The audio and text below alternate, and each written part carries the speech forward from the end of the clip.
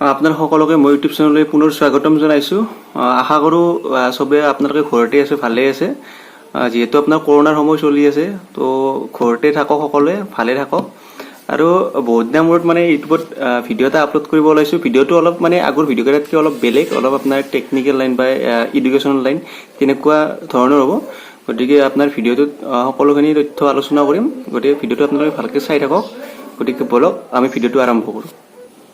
আপোনালোকে সকলোৱে জানে বৰ্তমান আপোনাৰ মে' মাহ চলি আছে। গতিকে মে' মাহ আৰম্ভ হৈ আপোনাৰ শেষো হ'বৰ হ'ল। কিন্তু আপোনাৰ বৰ্তমান যিটো আপোনাৰ মেট্ৰিক আৰু হায়াৰ ছেকেণ্ডাৰী এই পৰীক্ষা মানে এতিয়াও আৰম্ভ কৰিব পৰা নাই কৰোণাৰ কাৰণে। চৰকাৰে বিভিন্ন মানে উপায় চাই আছে কেনেবাকৈ বা মানে মেট্ৰিক বা হায়াৰ ছেকেণ্ডাৰীটো কেনেকৈ শেষ কৰিব পাৰি। কাৰণ নহ'লে আপোনাৰ ছাত্ৰ ছাত্ৰীসকলৰ মানে বহুত অসুবিধাৰ সন্মুখীন হৈছে, যিহেতু সিহঁতৰ বয়সটো বাঢ়ি যাই আছে।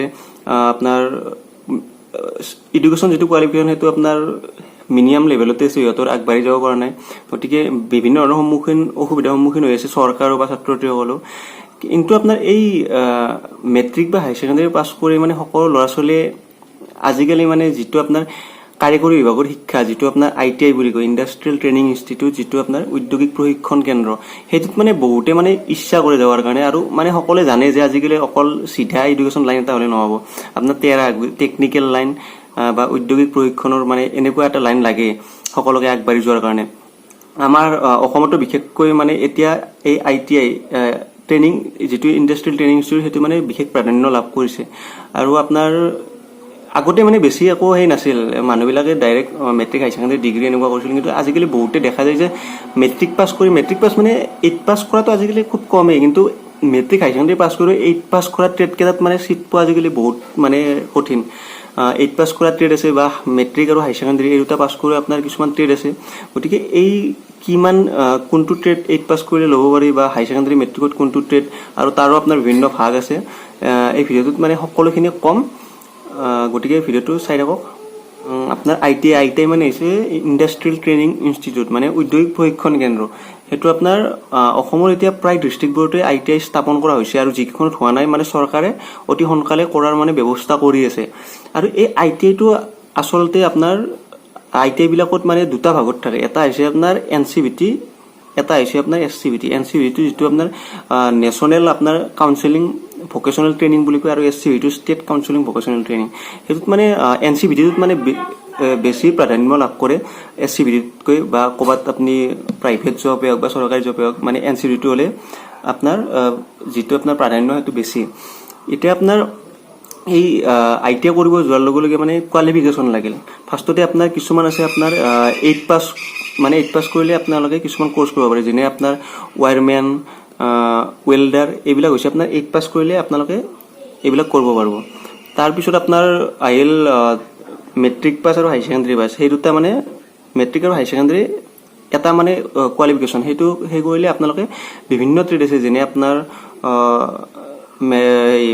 MMB হওক, ফিটাৰ হওক, বা আপোনাৰ ষ্টেনোগ্ৰাফাৰ, ড্ৰাফটমেন, মানে মেচিনিষ্ট, টাৰ্নাৰ, বিভিন্ন মানে আপোনাৰ ট্ৰেড আছে, সেই ট্ৰেড ল'ব পাৰে। এতিয়া দেখা গৈছে আপোনাৰ আজি মানে 3 বছৰৰ পৰা এইটো আপোনাৰ ITI যিটো কোৰ্চটো, সেইটো মানে এডমিশ্যন লোৱাটো অনলাইন কৰি দিছে। আগতে অফলাইন আছিল। অফলাইন থাকাতে মানে বেছি ছাত্ৰ ছাত্ৰী একো নাছিল। আপোনাৰ মিনিমাম আপোনাৰ 60% হ'লে ভাল ট্ৰেড এটা, ধৰক ফিটাৰ কথাটো কৈছোঁ, আগতে আপোনাৰ মিনিমাম 60% হ'লে ফিটাৰত প্ৰাইজো আছিল। কিন্তু বৰ্তমান আপোনাৰ অনলাইন দেখা গৈছে, মানে সকলো ল'ৰা ছোৱালীয়ে মানে এপ্লাই কৰি আপোনাৰ, যিহেতু অনলাইন ৰেজিষ্ট্ৰেশ্যন হৈছে, অনলাইন পৰ্টেলত গৈ কিনে আপোনাৰ অনলাইন ৰেজিষ্ট্ৰেশ্যন কৰিব লাগে। যিহেতু আপোনাৰ অনলাইন হোৱাৰ কাৰণে সুবিধা হৈছে, চব মানে সকলো ল'ৰা ছোৱালীয়ে বেছিভাগ এতিয়া আপোনাৰ ফিটাৰত মিনিমাম আমাৰ 85 বা 80% লগা হৈছে। আগতে আপোনাৰ য'ত 60% আছিল, এতিয়া 85 মানে এনেকুৱা হৈছে, মানে সকলো ল'ৰা ছোৱালীয়ে এইটো কাৰিকৰী বিভাগৰ শিক্ষাটো মানে ল'ব বিচাৰে। কাৰণ জানে আজিকালি চিধা মানে গুচি গ'লে একো মানে বিশেষ একো প্ৰাধান্য নাপায়।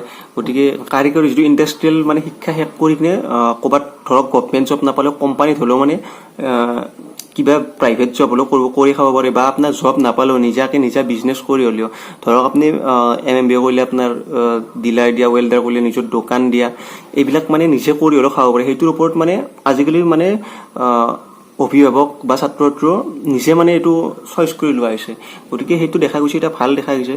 কিন্তু আপোনাৰ এতিয়া মানে কম পাৰ্চেণ্টেজ হ'লে এইবিলাক ট্ৰেডত মানে পোৱা মানে আশা খুব টানে। এতিয়া আপোনাৰ ITIত আপোনাৰ 1 বছৰীয়া আছে আৰু আপোনাৰ 2 বছৰীয়াও আছে। 1 বছৰৰ ভিতৰত আপোনাৰ ৱেল্ডাৰ বা ৱায়াৰমেন 2 বছৰ আপোনাৰ কপা এটা আছে যিটো কম্পিউটাৰৰ ওপৰত, আৰু আপোনাৰ এটা আছে ষ্টেনোগ্ৰাফাৰটো এইপিনে হৈ গ'ল। তাৰপিছত ফটোগ্ৰাফাৰ আপোনাৰ সেইবিলাক হৈছে নন টেকনিকেল, আপোনাৰ নন ইঞ্জিনিয়াৰিং। আৰু টেকনিকেল আপোনাৰ যিবিলাক MMB হওক বা আপোনাৰ ৱায়াৰমেনো টেকনিকেলতে পৰে, বা ফিটাৰ এইবিলাক RAC ৰেফ্ৰিজাৰেটৰ আৰু এয়াৰ কণ্ডিশ্যন এইবিলাক গোটেই আপোনাৰ টেকনিকেল হেৰিত পৰে। আৰু আপোনাৰ এতিয়া মানে এডমিশ্যন ল'ব লাগিলে নিজে মানে অফলাইন কৰি নহয়, কলেজত আগতে আপোনাৰ ৱেবছাইটটো দিব, ৱেবছাইটটোৰ দ্বাৰা ৰেজিষ্ট্ৰেশ্যন কৰিব লাগিব। তাৰপিছত কলেজত যায় আপোনাৰ নিজৰ নিৰ্দিষ্ট ৱেবছাইট মানে আপোনাৰ লঞ্চ কৰি দিয়ে, তাত ৱেবছাইটত ফাৰ্ষ্ট ৰেজিষ্ট্ৰেশ্যন কৰাৰ পিছত তাৰপিছত আপোনাৰ কলেজত যাব লাগিব, কলেজত আৰু আপোনাৰ ৰেজিষ্ট্ৰেশ্যন কৰিব লাগিব, ৰেজিষ্ট্ৰেশ্যন নম্বৰ দিয়ে, তাৰপিছতহে আপোনাৰ এপ্লিকেশ্যনটো মানে ছাবমিট কৰি কিনে সেনেকৈ এডমিশ্যন হয়। গতিকে আপোনাৰ এটা ভাল যে গভমেণ্ট যিবিলাক ITI আছে সেইবিলাকত মানে ফিজটো বহুত কম, আপোনাৰ 2 বছৰত আপোনাৰ 3,000 টকা নাযায় সেনেকুৱা, খালি নিজৰ যিখিনি খৰচ সেইখিনি যায়, বাকী এডমিশ্যনৰ পইচাৰ কাৰণে আপোনাৰ NC ভিত্তিত একো খৰচ নাই, সেইটো মানে গম পোৱা হৈছে। সেইকাৰণে আপোনাৰ দেখা যায় যে আজিকালি এই কাৰিকৰী শিক্ষাটো মানে বেছি গুৰুত্ব দিয়া হৈছে। আৰু আপোনাৰ যিহেতু আজিকালি অনলাইন, গতিকে বেলেগ মানে তাত একো মানে 2 নম্বৰে নহয়। আগতে আপোনাৰ অফলাইন হোৱাতে নিজৰ মানে কোনোবা চিনাকি থাকিলে সেনেকৈ দিয়া আছিল, আজিকালি অনলাইন যিহেতু এইবিলাক একো মানে কৰিব নোৱাৰে, গতিকে সেইটো এটা ভাল মানে সেই হৈছে। আৰু আপোনাৰ চৰকাৰেও ইয়াৰ ওপৰত মানে বহুত গুৰুত্ব প্ৰদান কৰা হৈছে এতিয়াৰ কাৰিকৰী শিক্ষাৰ ওপৰত, সেইটো এটা ভাল হৈছে। আশা কৰোঁ আপোনাৰ ITI পঢ়িব লাগিলে মানে কেনেকুৱা কি বা কি চিষ্টেম সেনেকুৱা অলপ এটা থুলমূলকৈ মানে আভাস দিলোঁ, বা ইয়াৰ মানে আপোনালোকে যদি বেছি ডিটেইলছ কৰি জানিব বিচাৰে কমেণ্টত তেতিয়াহ'লে জনাব, মই বেলেগকৈ ভিডিঅ' বনাই দিম। মই ITI কৰি আহে আপোনাৰ বা বিভিন্ন ট্ৰেডবিলাকত মানে কি ডিটেইলছ হয়, মই লাগে ইয়াৰ পিছত এটা ভিডিঅ' বনাই দিম। আপোনালোকে যদি কিবা জানিব বিচাৰে তেতিয়াহ'লে আপুনি কমেণ্ট কৰি জনাব। আৰু মানে ভিডিঅ'টো মানে সকলো যাতে গম পায় ITI মানে কেনেকুৱা কি মানে কোৰ্চবিলাক, কিছুমানে একো বুজি নাপায়। যদি সেনেকুৱা হয় আপোনালোকে মোক কমেণ্টত জনাব, কণ্টেক্ট কৰিম সেনেকুৱা। আৰু ভিডিঅ'টো কেনে লাগিলে আপোনালোকে জনাব, আৰু সকলো যাতে মানে গম পায় তাৰ কাৰণে শ্বেয়াৰ কৰি দিব, আৰু চেনেলটো যদি নতুন আপোনালোকে ছাবস্ক্ৰাইব কৰি দিব।